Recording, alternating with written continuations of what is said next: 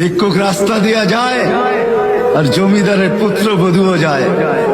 একজন সামনের থেকে আসতেছে, একজন সামনের দিকে যাইতেছে। দুইজনের ক্রসিং এর সময় ভিক্ষুকের গায়ের কাদা জমিদারের পুত্রবধূর গায়ে লেগে গেছে। সে দুনিয়া আন্ধার করে ফেলছে, স্বামীকে ডাইকা নিয়ে আসছে, বলছে ভিক্ষুক আমার কাপড় নষ্ট করে দিছে। সে শুধু ভিক্ষুক ছিল না, বৃদ্ধ ছিল। বৃদ্ধ ছিল না শুধু, জীর্ণ ছিল, শীর্ণ ছিল, শরীরে কাপড় ছিল না, ফাঁকিরা কাপড় ছিল, পায়ে জুতা ছিল না, পেটে ভাত ছিল না। জমিদারের পুত্র সইতে পারে নাই, যৌবনী শক্তি সয়তো সয় কি কইরা তার স্ত্রীর গায়ে ভিক্ষুকের কাদা, বস সমগ্র শক্তিকে হাতে জমা করা একত্র করা বৃদ্ধের গালে বসায়।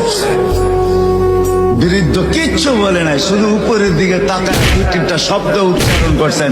শব্দগুলা হলো ইয়া মাল্লাহ তারা হলো ওয়ুন, ও আল্লাহ তোকে চোখে দেখা যায় না, ও তারা কুল্লা শাই তুই সব দেখিস, ফারা তারা মা বি তুই কি দেখিস না আমার সাথে কি ঘটতেছে, এটা কি দেখিস না? বলতে দেরি যুবক, মরতে দেরি হয় না। জমিদার চলে আসছে, প্রতিশোধ নিবে। বৃদ্ধের একদিকে মুস্কি হাসি, একদিকে বলতেছে প্রেমের খেলা এমনই হয়। জিজ্ঞাসা করছে কিসের প্রেমের খেলা রে? বলছে ওর প্রেমিকার গায়ে আমার কাদা লাগছে, পায়ের কাদা লাগছে, ও সইতে পারে নাই, যৌবনী শক্তি দিয়ে আমার বৃদ্ধ গালে বসায় দিছে। আমাকেও একজন ভালোবাসে, সেও সইতে পারে না। সে